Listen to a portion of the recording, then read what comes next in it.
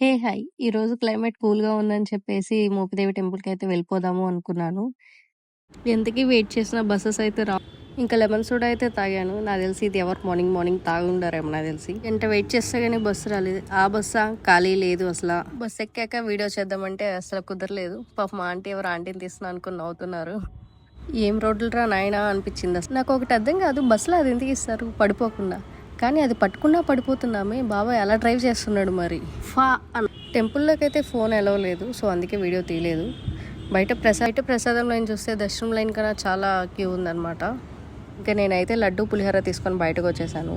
టెంపుల్స్లో చేసే పులిహోరలు భలే టేస్ట్ ఉంటుంది, ఏం వేసి చేస్తారో కానీ. టెంపుల్ బయటకు రాగానే మీకు లెఫ్ట్ సైడ్లో వెళ్తుంటే ఒక స్ట్రీట్ కనిపిస్తుంది, అక్కడైతే అన్నప్రసాదం పెడతారు.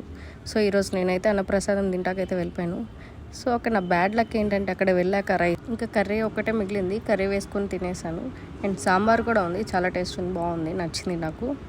తీరా సాంబార్ కొంచెం ఉందని చెప్పేసి ఆంటీ రైస్ పెట్టమంటే చాలా రైస్ పెట్టేసింది.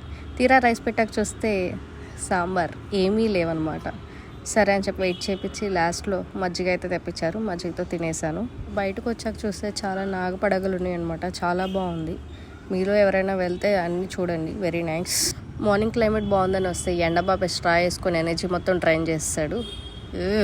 నేనైతే ఈరోజు సోలోగా ట్రావెల్ చేశాను అనమాట. మీరు ఎవరైనా నెక్స్ట్ టైం వెళ్తే ట్రై చేయండి. అండ్ ఈ రోడ్ కూడా చాలా బాగుంది, రైనీ సీజన్లో అయితే చాలా బాగుంటుంది. అండ్ స్టార్టింగ్లో నేను ఒక టెంపుల్ పెట్టాను, ఆ టెంపుల్ ఎక్కడో కామెంట్ చేయండి.